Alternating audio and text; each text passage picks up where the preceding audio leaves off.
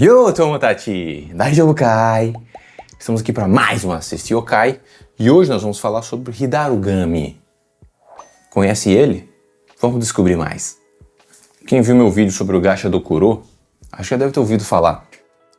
O Gashadokuro é aquele yokai do esqueleto gigante. Lá eu falei sobre o Hidarugami, né?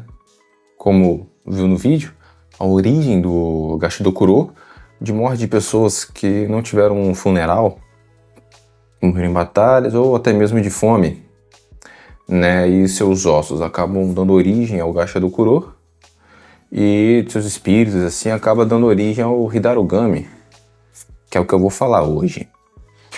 Como eu já estava falando, né? O Hidarugami nasce de pessoas que acabam morrendo de fome, principalmente onde ele é mais encontrado, em trilhas nas montanhas. Acaba morrendo de fome por ali, como é um lugar isolado, não é feito um ritual fúnebre para ele, então acaba não sendo louvado, não fazendo o enterro correto, então essa sua alma acaba se transformando nesse Hidarugami, que ele vai em busca de comida, tá morrendo de fome, então acaba indo em busca de comida.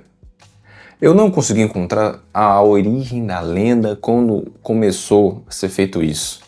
Tem muito pouca informação sobre o Hidarugami, eu não consegui encontrar muita coisa. Essa foi a única origem que eu vi. Também tem a origem do nome, o significado do nome dele, né? Que é Hidarugami, mas é feito com esses dois kanjis. O primeiro é o Hidarui, que é fome, sabe? Também as coisas de fome.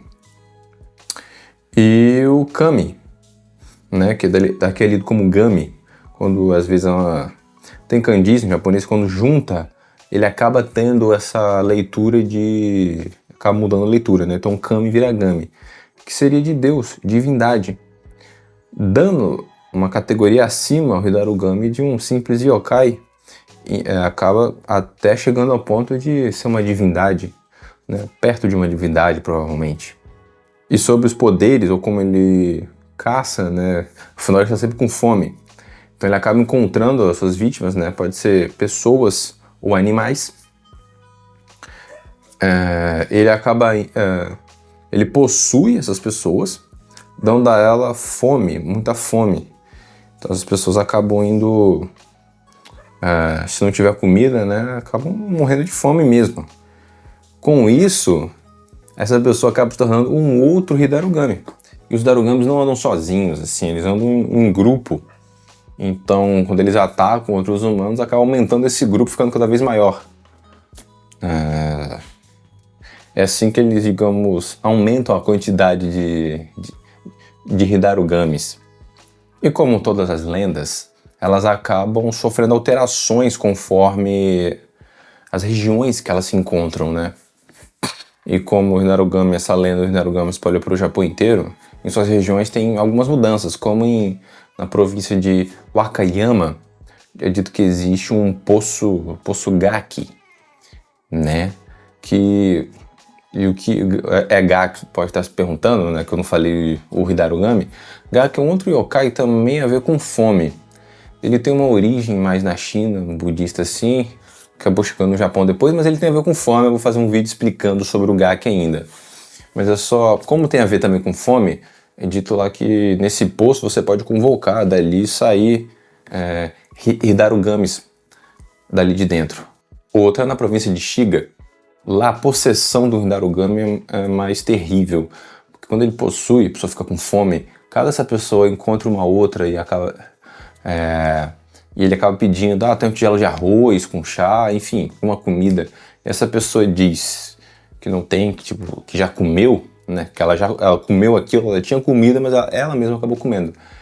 É dito que essa pessoa com tanta fome vai atacar essa pessoa, vai abrir a barriga dela e procurar o resto da comida ali no estômago da pessoa e ir comendo.